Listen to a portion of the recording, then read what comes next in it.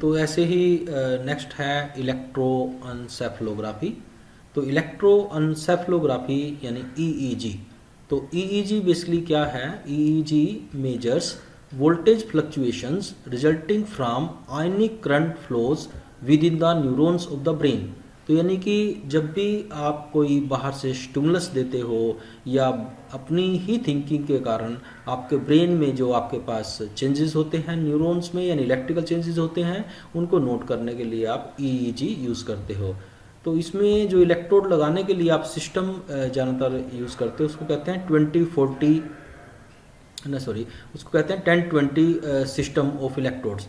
यानी 1020 system of electrode का मतलब ये है कि इसमें जो है 10 का मतलब है 10%, यानी कि जो है आप जिस पॉइंट से लगाना शुरू करते हैं इलेक्ट्रोड्स को, यानी कि कान के लगभग जो है सेंटर वाले रीजन से लेकर पहले जो एक कान से लेकर दूसरे कान तक की जो टोटल डिस्टेंस है उसका 10% छोड़ देते हैं, यानी 10% डिस्टेंस छोड़ देंगे, वहाँ पे इलेक्ट्रोड लगाएंगे, फिर 20% छोड़ेंगे वहाँ पे लगाएंगे, फिर 20% छोड़ेंगे वहाँ पे लगाएंगे, फिर 20% छोड़ेंगे वहाँ लगाएंगे, फिर 20% छोड़ेंगे वहाँ लगाएंगे, और फिर लास्ट में निचले 10 बचेगा तो वो कान के रीजन में छोड़ दिया जाएगा। तो ऐसे करके आप इलेक्ट्रोड जो है कान से कान में या फिर नाक से लेकर पीछे की ओर लगा सकते हो इन पॉइंट्स पे। तो ऐसे इतने सारे इलेक्ट्रोड लगा के और एम्पलीफायर्स को ये दे के तो आप कोई पर्टिकुलर स्टिमुलस के रिस्पॉन्स में कैसे आपके ब्रेन में सिग्नल पैदा होते हैं उनको रिकॉर्ड कर लेते हैं। और ये लगभग जो है 20 से 40 मिनट की रिकॉर्डिंग होती है जो ईईजी की रहती है। तो बेसिकली ईईजी में ज़्यादातर हम ये देखते हैं कि उसमें क्या क्या फ्रिक्वेंसीज कंटेंट हैं, किस किस फ्रिक्वेंसी का क्या क्या एम्पलीट्यूड है, ज़्यादातर उसको स्टडी करते हैं। इसके जो यूजेस हैं जैसे डायग्नोज करने के लिए एपिलेप्सी को, स्लीप डिस्टॉर्डर्स को, कोमा को, ब्रेन डेथ को, ट्यूमर्स को, स्ट्रोक को, या फिर अदर जो है फोकल ब्रेन डिसऑर्डर्स को स्टडी करने के लिए जो है इसको यूज़ किया जाता है। इसकी लिमिटेशन यही है कि स्पेशियल रेजोल्यूशन इसकी बहुत कम है, क्योंकि इलेक्ट्रोड कितने लगाओगे, जैसे कि 16 लगाए आपने या 64 लगाए तो वो लिमिटेड ही है ना। आप बहुत पास क्योंकि न्यूरॉन तो बहुत पास होते हैं, तो इस कारण से आप प्रत्येक सेक्शन को तो पूरी तरह से स्टडी नहीं कर सकते। तो स्पेशियल रेजोल्यूशन इसकी काफ़ी कम है, लेकिन टेम्पोरल इसकी काफ़ी ज़्यादा है, क्योंकि आप इसको लगाए रख सकते हो काफ़ी देर के लिए। तो और जो है कितनी कितनी देर के बाद आराम से आपको सिग्नल मिलता रहेगा कंटिन्यूसली, जो कि सीटी स्कैन में आदमी को आप लेटा के थोड़ा रख सकते हो इतनी देर के लिए। तो इस कारण से जो रेजोल्यूशन इसकी टेम्पोरल है वो तो अच्छी है, लेकिन स्पेशियल रेजोल्यूशन इसकी कम है। तो जो ब्रेन के डिफरेंट पोर्शंस हैं वो डिफरेंट काम आप करते हैं, जैसे कि जो आपके पास फ्रंटल लोब है, फ्रंटल लोब में जैसे कि ये वाला जो रीजन है ये स्पीच में स्पेशलाइज्ड है, यानी कि स्पीच की जब भी कोई एक्टिविटी होती है, जब आप बोलते हो तो ये यहाँ के जो न्यूरॉन्स हैं, ये जो सेक्शन है ये एक्टिवेट हो जाता है।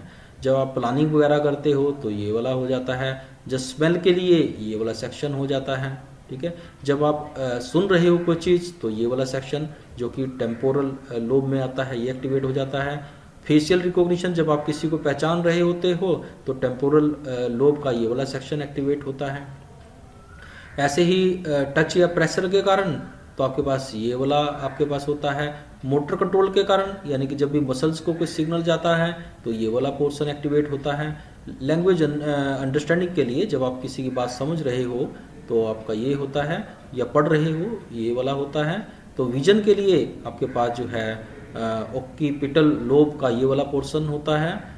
तो ऐसे ही बॉडी अवेयरनेस में ये वाला पोर्शन एक्टिवेट होता है। तो ऐसे डिफरेंट जो पोर्शंस हैं वो डिफरेंट एक्टिविटी के कोरस्पॉन्डिंग जो है एक्टिवेट हो जाते हैं। तो आप इसे स्टडी कर सकते हो कि कौन सा पोर्शन एक्टिवेट हुआ है या नहीं हुआ है, उसमें क्या प्रॉब्लम है, कोई ट्यूमर तो नहीं है। तो इस तरह की स्टडी आपको पता लग जाती हैं ईईजी से। तो जो मेन वेव्स मतलब कि ब्रेन में पैदा होती हैं, जैसे डेल्टा वेव। तो डेल्टा वेव क्या है कि डीप स्लीप की वेव है। ये तब पैदा होती है जब आप जो है डीप स्लीप में हो, तो उस टाइम जो है डेल्टा वेव पैदा होती है। ये काफ़ी हाई, देखो ये काफ़ी हाई एम्पलीट्यूड की वेव रहती है, और इसकी जो फ्रिक्वेंसी काफ़ी लो रहती है, यानी कि 0.5 से लेकर 4 हर्ट्ज तक की ये वेव होती है जो कि डीप स्लीप के दौरान पैदा होती है, यानी डेल्टा वेव इसको कहेंगे। ऐसी जो थीटा वेव है वो 4 से लेकर 8 हर्ट्ज की होती है। 4 से लेकर 8 हर्ट्ज की डेल्टा वेव थीटा वेव होती है, और ये beginning stage of the sleep. तो जैसे आप सोने वाले होते हो तो बिगिनिंग की जो स्टेज है तो उस टाइम जो है थीटा वेव पैदा होती है। ऐसे जो अल्फ़ा है वो 8 से लेकर 13 हर्ट्ज की होती है। 8 से 13 हर्ट्ज की अल्फ़ा वेव होती है। तो रेस्टिंग के दौरान, रेस्ट के दौरान जो है ये पैदा होती है। प्रिंसिपल रेस्टिंग रिदम के दौरान ये पैदा होती है। तो ऐसे ही बीटा जो वेव है वो 13 हर्ट्ज से ज़्यादा की होती है, यानी कि एक तरह से हाई फ्रिक्वेंसी है, थोड़ा हाई फ्रिक्वेंसी है। तो ये बैकग्राउंड एक्टिविटी के कारण पैदा होती है, या एंक्सियस जब आप हो, यानी थोड़ा गुस्सा आ रहा हो तो उस टाइम